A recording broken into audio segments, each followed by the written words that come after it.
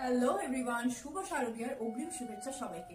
আজকের এই ভিডিওটা একটা most requested video, Bengali traditional sari draping style. এক ফোল্ড এরকম ভাবে নিয়ে শাড়িটাকে ভালো করে বুঝো। আর পরে আমাদের চেষ্টা করতে হবে এই নিচের পার্টটা এরকম ভাবে থাকবে। যত সরু প্লিট করতে পারবে তত ভালো শাড়িটা দেখতে লাগবে, ততটা স্লিম লাগবে। এবার যে আঁচলটা আছে, এই আঁচলটায় নিচের পোর্শনটা উপরে থাকার জন্য এই পার্টটাকে এরকম ভাবে নেবো। মানে বুঝতে পারলে, এই পার্টটা বাইরের দিকে থাকবে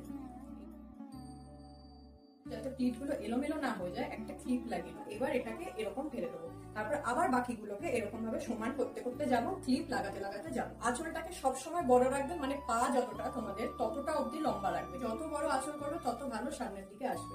এটাকে প্রথমে এই সাইডে পিন আপ করে নেবে। তো এখানে পিন আপটা করে নেওয়ার পর তোমাদের যে এই এক্সট্রা পার্টটা আছে এটাকে কুচি করে নিতে হবে। এতটা মতো কাপড় ছেড়ে রাখতে, তারপরে পরে এরকম গুজে নেবে। তোমাদের যে এই এক্সট্রা ফেব্রিকটা বললাম, এইটাকে এইভাবে পেছন দিকে নিয়ে গিয়ে গুজে দেবে। এরপরে এই যে আঁচলটাকে, যেটা এন্ড, এই যে এই এন্ডটাকে ভাঁজ করে শাড়ির ঠিক তোমাদের পেটের জায়গাটায় এখানটা এরকম পিন আপ করে নেবে।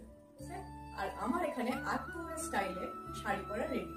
তোমাদেরকে আমি ভালো করে দেখিয়ে দিই।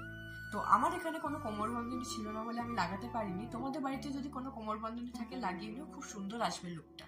তো আমার এই শাড়ি ড্রাপিং স্টাইলটা তোমাদের কেমন লাগলো তোমরা অবশ্যই জানিও। Tata, by.